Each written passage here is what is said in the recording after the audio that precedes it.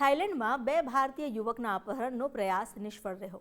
પટાયાના luxury કોન્ડોમાં બંધક બનાવવામાં આવ્યા હતા. બંને યુવકોને અપહરણકારોએ 60 લાખ રૂપિયાની ખંડણી માંગી હતી. ભારતમાં રહેલી માતાએ પૈસા મોકલવા તેમણે દબાણ પણ કર્યું. માતાએ ભયભીત થઈ ઇન્ડિયન એસોસિએશનને જાણ કરતી. ભારતીય સમુદાયના પ્રમુખે તાત્કાલિક ચોનબુરી પોલીસને લોકેશન આપ્યું અને રિજનલ ઇન્વેસ્ટિગેશન બ્યુરોએ રાત્રે 1:19 આ માહિતી મળતા જ ઇમિગ્રેશન પોલીસ સાથે મળી ઓપરેશન પાર પાડ્યું. પોલીસે સિક્યુરિટી ગાર્ડની મદદથી દરવાજો ખોલાવ્યો. પીડિતોના હાથ બાંધેલા અને મારપીટના નિશાન પણ જોવા મળ્યા હતા. પોલીસે બંને ભારતીય યુવકોને સુરક્ષિત મુક્ત કરાવ્યા. બંને યુવકોને તાત્કાલિક હોસ્પિટલ ખસેડવામાં આવ્યા છે. આરોપીઓ સામે ખંડણી, અપહરણ અને મારપીટનો ગુનો નોંધવામાં આવ્યો. પીડિતોને હોટેલ પાસેથી જબરજસ્તી કારમાં બેસાડીને તેઓ લઈ ગયા હતા. 16મા માળે રૂમમાં બંધક બનાવીને માર માર્યો હતો. સ્થળ પરથી 4 ભારતીય આરોપીને ઝડપી પાડવામાં આવ્યા. અંકિત, સાહિલ, શિવમ અને જોબનસિંહ ઝડપાયો. પટાયા સિટી પોલીસ સ્ટેશનમાં આગળની કાર્યવાહી હાથ ધરાઈ છે. ગેંગનો મુખ્ય આરોપી ઘટના સ્થળેથી ફરાર થતા તપાસ હાથ ધરાઈ. પોલીસે ફરાર મુખ્ય આરોપીની શોધખોળ હાથ ધરી.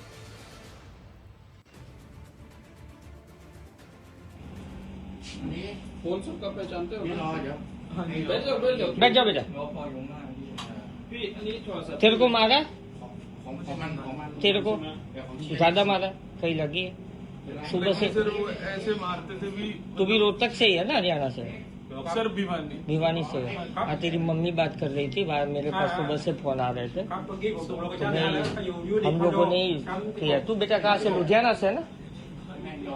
मारा नहीं तेरे को? कुछ पैसे मांगे तेरे से?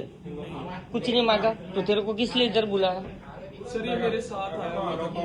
ओके, किस लिए तुम्हें? टूरिस्ट का नौकरी के किस लिए बुलाया था? क्या सर? नौकरी और किस लिए बुलाया था? क्या कह रहे? तुम्हें नौकरी के लिए किस लिए बुलाया था? हमें सर यही भी यहाँ पे आओ, कोई जॉब कर लो या कर लो। फिर बाद में पता लगा ये है, फिर इन्होंने हमें मारना शुरू कर दिया, नहीं तो पैसे मांगने। Him say him talk about job. Him give you job for come here for India and after lock here and ask to money for go back. Yes. Yeah. Sir जब हमें पता लगा ना कि ये ऐसा काम करते तो हमने मना कर दिया, हम ये काम नहीं करेंगे. અમારી સાથે જોડાયા છે સમાજ સેવક તુષાર પટેલ. તેમની સાથે વાત કરીએ. તુષારભાઈ, આજે આખો મામલો સામે આવ્યો હતો અને આ જે યુવકો છે તેમને બચાવવામાં આવ્યા. શું આખી ઘટના રહી હતી તે વિશે જાણકારી આપશો?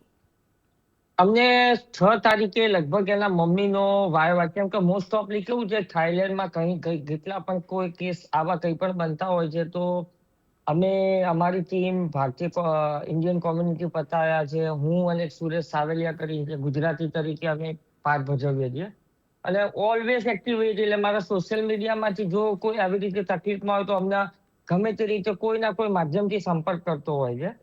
કે મને એના મધરનો વાયા લોકલ કોઈ ભાઈ પોલીસમાં છે તો એમના રેફરન્સથી એમને મને આપ્યું તો કે આવી રીતે તમે તુષારભાઈ સંપર્ક કરો. એટલે જેવી રીતે એમનો મને એના મધરનો નંબર આપ્યો કે તમે વાત કરો. એટલે એના મધર સાથે વાતચીત કરી ત્યારે ખબર પડી કે એમને આગલા દિવસે છોકરાઓને 4 તારીખે તો બીજી કોઈ હોટલમાંથી આ કોન્ડોમિનિયમ જે હતું હાઈ પ્રોફાઇલ એમાં લઈ આવ્યા હતા અને એમને આખી રાત કપડાં કાઢીને માર્યા છે અને એમને કીધું છે કે ઘરેથી 60 લાખ મંગાવો. છોકરાઓ હરિયાણાના છે અને જે બાકીના જે લોકો હતા એ પણ હરિયાણાના જ છે અને એ લોકોને એટલા મતલબ પછી એના મમ્મીએ સંપર્ક કર્યો એટલે અમે એનો એકચ્યુઅલી લોકલ એનો નંબર કે શું હતો એ માગ્યું અને મેં પછી ઇન્ડિયન કોમ્યુનિટીના પ્રેસિડેન્ટ શ્રી લક્ષ્મણસિંહને સંપર્ક કરીને કીધું કે આવી રીતે હું છોકરાઓ છે એમને આવી રીતે પરિસ્થિતિમાં છે કે હું પણ ઇન્ડિયન કોમ્યુનિટીમાં વાઇસ પ્રેસિડેન્ટ તરીકે હતું તો એમને કીધું કે રામસિંહ કરીને છે એમનો સંપર્ક કરો અને તમે આ જાતે પ્લેટફોર્મ પર ધરી અને આ છોકરાઓનું બચાવ કાર્ય હાથ ધરો. તો આના બાદ મેં અને રામસિંહે પોલીસ સ્ટેશનને લોકલ પોલીસને મદદ માંગી હતી. લોકલ પોલીસ થાઈલેન્ડનો સહકાર અમને બહુ સારામાં સારો મળેલો છે અને એમના સહકારથી એ લોકોએ આખી ટીમ એમની તરફ તાત્કાલિક એક જ ફોનમાં આવી ગઈ હતી. એના સીસીટીવી કેમેરા ખંગાળવામાં આવ્યા, કોણ કેટલા વાગે આવ્યું હતું ગયું હતું. કેમ કે સાવચેતી બી અહીંની પોલીસ સાવચેતી પર કે એ લોકોને કંઈ જાણ કંઈ પણ માહિતી મળી જાય તો છોકરાને કંઈ ઈજા ના થઈ જાય તો પૂરી સાવચેતીથી આખું મિશન હાથ ધર્યું અને એ છોકરાઓને એકદમ સંપૂર્ણ રીતે રેસ્ક્યુ કર્યા અને એમના નામે જે લોકો હતા 4 લોકોને પકડવાની પોલીસ સ્ટેશનમાં એમને અત્યારે કિડનેપિંગનો કેસ બનાવી અને એ લોકોને ઓલરેડી જે કંઈ બી હવે કાનૂની સજા થશે થશે. આ આખો ઘટનાનો મામલો આ રીતનો હતો.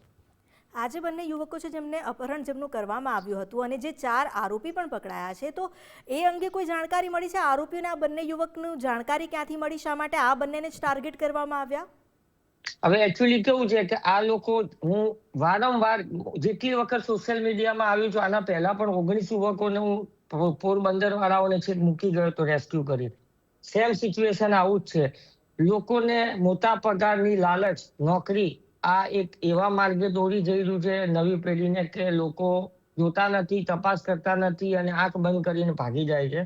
નોકરીના લાલચમાં બોલાવવામાં આવ્યા હતા અને પછી પૈસાઓની માગણી કરી દે. એટલે મૂળ મુદ્દો આવો જ છે કે તમે સમજ્યા વિચાર્યા વગર નોકરીની મોટી હાઈ પ્રોફાઇલની નોકરી તમને લાખ કે 1.5 લાખ રૂપિયા કે 2 લાખ રૂપિયા વિદેશમાં ત્યારે મળે છે કે તમારી પ્રોફાઇલ મજબૂત છે, તમે હાઈ એજ્યુકેટેડ છો.